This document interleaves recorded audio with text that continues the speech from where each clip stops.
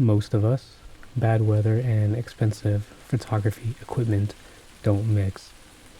The thought of damaging our gear that we worked so hard to get is enough to keep us indoors at the slightest mist, even if we know that gear is weather sealed.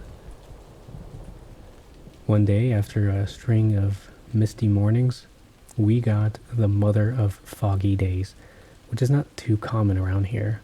We do get fog, but this was something else. I'm talking a proper British fog right here in Texas. So I grabbed my camera and my dog, and we went for a walk, not knowing what to expect.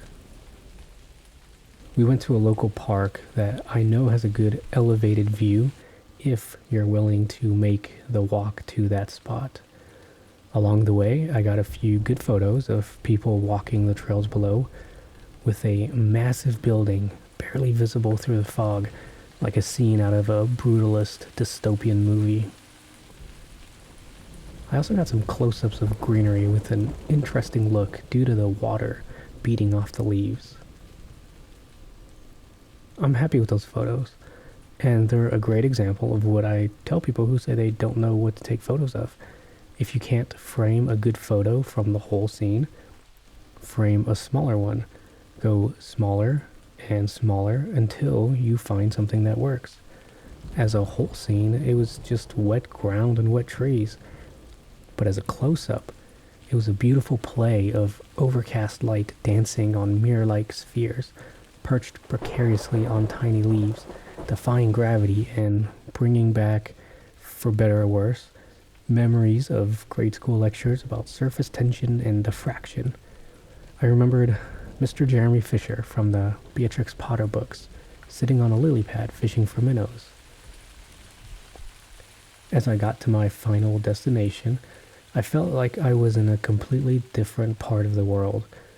I'd been here before on several occasions, but if I had not taken these photos myself, I'm not sure I would have even recognized the location. In the same way that shadow subtracts from the visible part of a photo, but at the same time adds dimension, depth, and focus, the lowered visibility distance of the fog took away distracting backgrounds and focused attention on what was close by. My eyes danced along the quaint little trails, the tire tracks from maintenance vehicles standing out and bringing me back to the wheat field scene from Gladiator.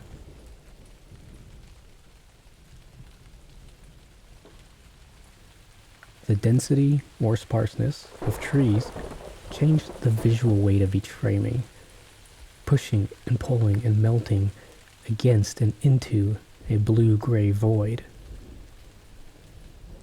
The color palette was restricted to just a few earthy, neutral colors, forcing me to use other tools like location, size, texture, and visual weight to frame a shot.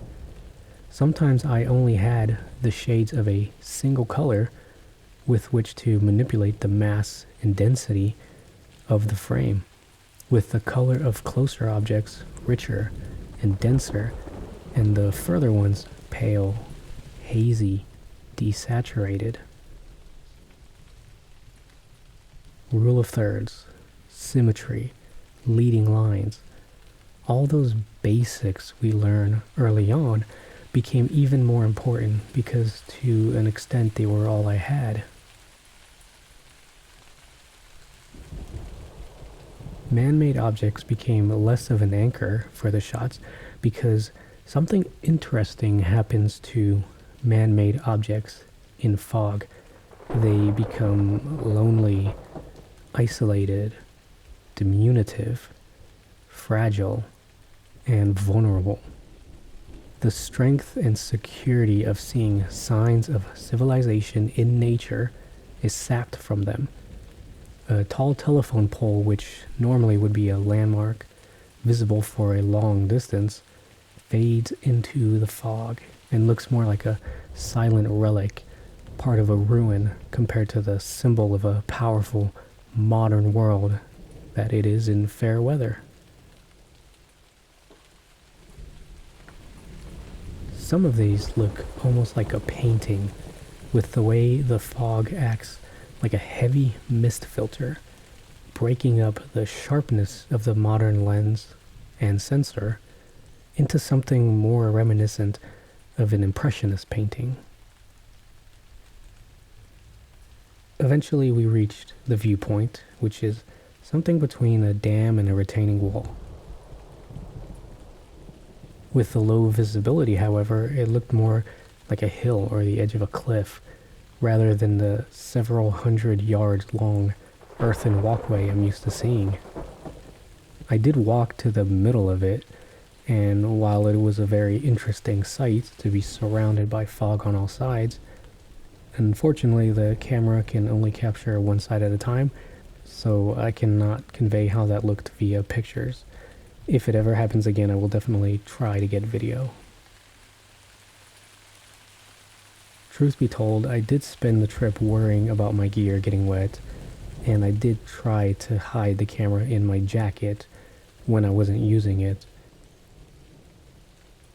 I don't know if I will ever get to the level of some of these other photographers who shoot in the pouring rain or next to waterfalls or in the splash zone of waves or puddles.